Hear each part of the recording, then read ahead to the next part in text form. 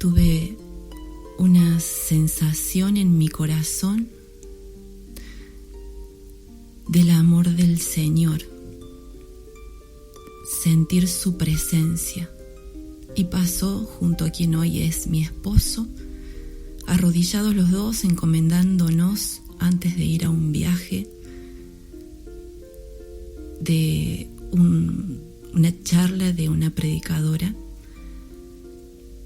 Los dos tuvimos la bendición de sentir esa presencia del Señor arrodillado frente al sagrario. Yo venía ya hacía un tiempo yendo a las reuniones de la renovación, yendo a retiros, orando, rezando. Pero ese fue el primer instante en el que poco a poco el Señor fue mostrando su presencia en mi corazón. Vamos a compartir con todos nuestros hermanos que tu esposo se llama Jorge, el cual también compartió con nosotros un testimonio por esta misma emisora hace un tiempo atrás, ¿no? Un testimonio de la presencia de Dios en su vida, cómo lo va renovando cada día. Y ahora también podemos escuchar el testimonio de Silvia, cómo el Señor va obrando en este matrimonio. 7 años atrás, ¿estaban ustedes sacramentalmente unidos? No, en ese momento estábamos en pareja. Ninguno de los dos se había casado por iglesia. Y bueno, poco a poco el Señor nos fue llamando. Y en el año, hace 3 años atrás, hace poquito tiempo, cumplimos 3 años de matrimonio. 3 años que le dijimos sí a esta unión frente a Dios, que le dimos a Él el lugar en nuestra familia, en nuestra relación, en nuestro matrimonio, en nuestra unión.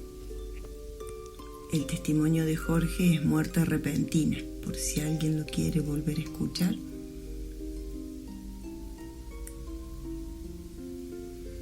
Me gustaría, Silvia, que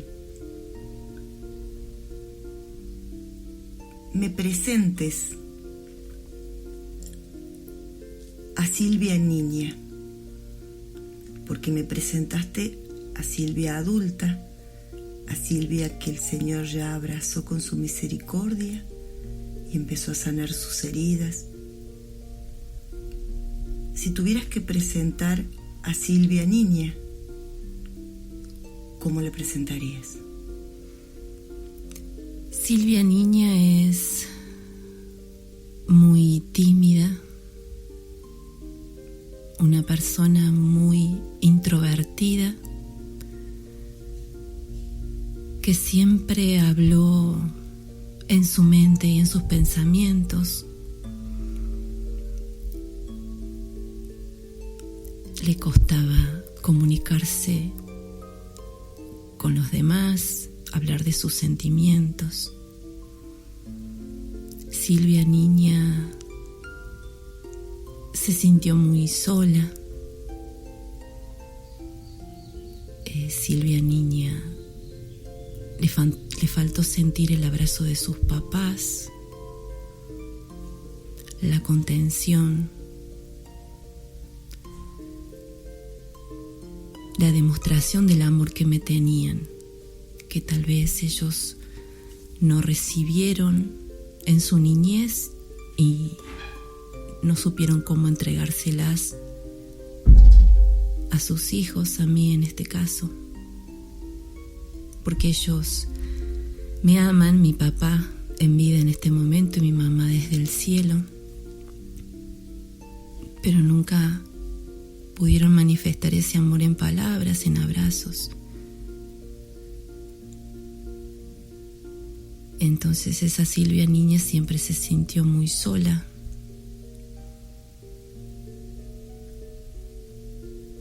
¿Y Silvia adolescente? Silvia adolescente era un poco más alegre, disfrutaba de muchos momentos con sus amigas, pero tampoco podía hablar de lo que pasaba en su corazón, de sus sentimientos, de sus emociones. Silvia, adolescente, tenía una amiga en particular que se tomaba todo el tiempo para tratar de sacar algunas palabras. Silvia siempre era una espectadora de los sentimientos y de las emociones de los demás, pero que no podía demostrar, contar qué es lo que vivía, qué es lo que pasaba, qué era lo que sentía. Y también era desconfiada.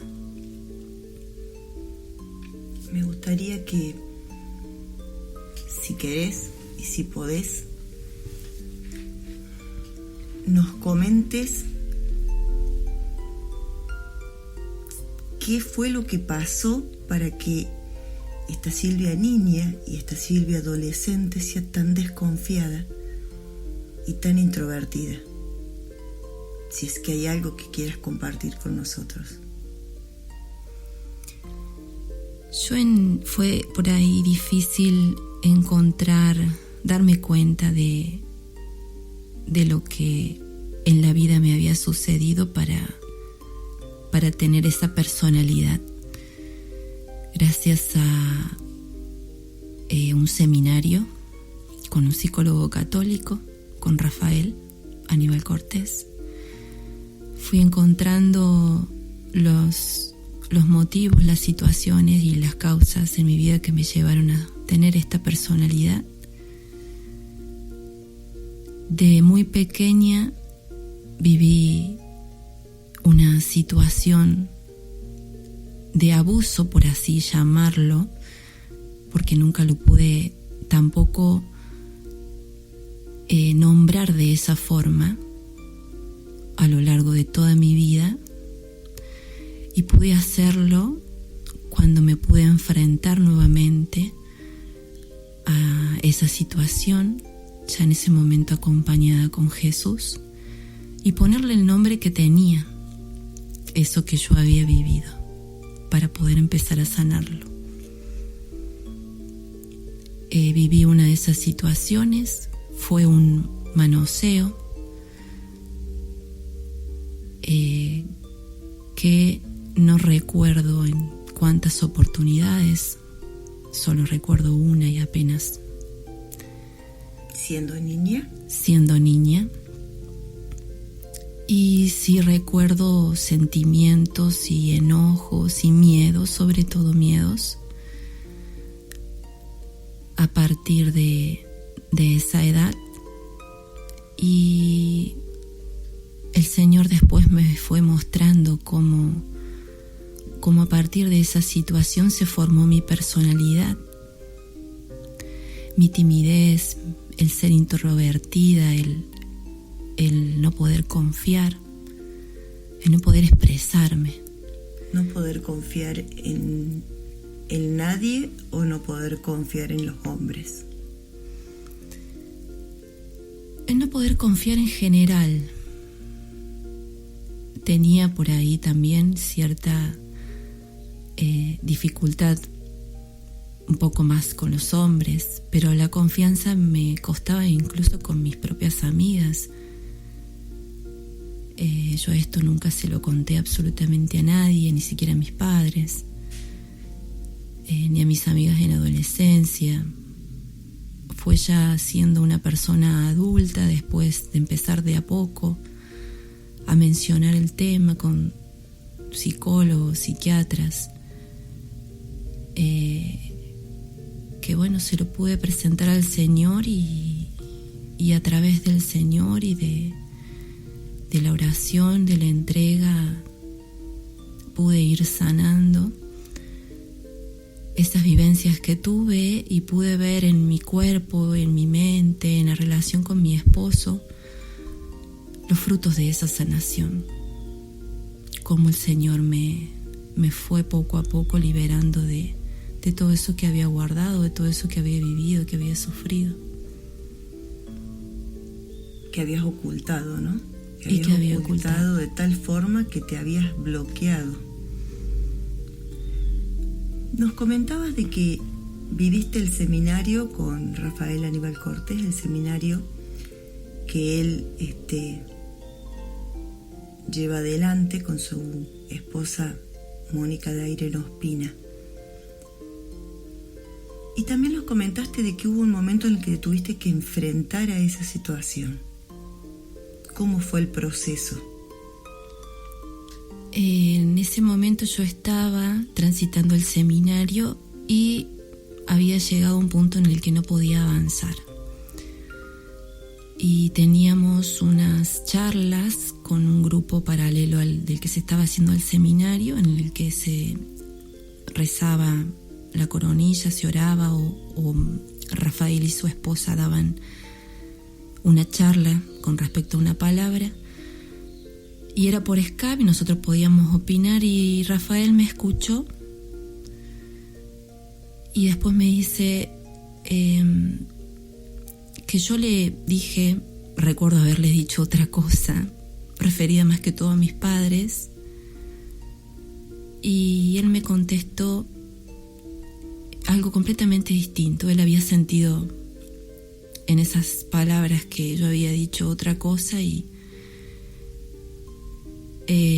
me pidió que lo llamara al día siguiente. Lo llamé por teléfono y ahí estuvimos charlando con respecto a esta situación que yo había vivido y me sugirió hacer,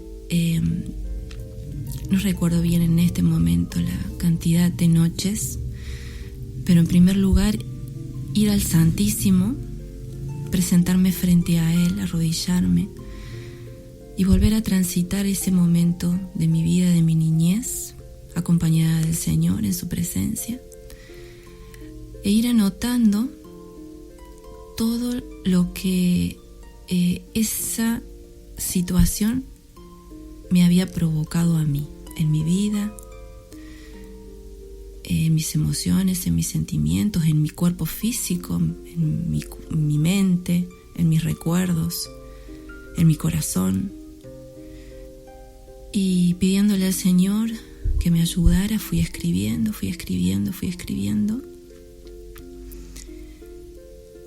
Y Él tiene un audio que acabo de recordar que me dijo que escuchara, que se llama Perdonando lo imperdonable,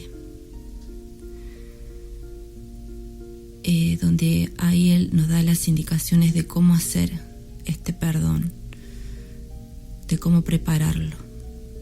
Y a medida de que lo estaba preparando frente al sagrario, frente al Santísimo, el Señor también me mostró, porque pude sentirlo, como esa persona que en ese momento me dañó fue provocada por el demonio.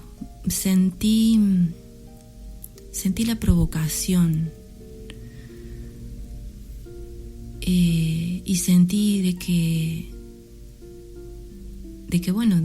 esa persona había sido tentada y que yo necesitaba perdonarla. Y la oración que yo todas las noches tenía que decir era que Jesús te perdone a través de mí por haberme hecho daño, y nombrar todas las cosas particularmente que yo había sentido en las que me había perjudicado. Y yo creo, no recuerdo la cantidad de días, pero eran 28 días, 30 días, de que todas las noches me tenía que tomar el momento, me tenía que arrodillar y hacer esa oración y pedirle al Señor que perdonara a través de mí a esa persona. Y con lo que Él me había mostrado cuando estuve frente al Santísimo, yo pude perdonarlo,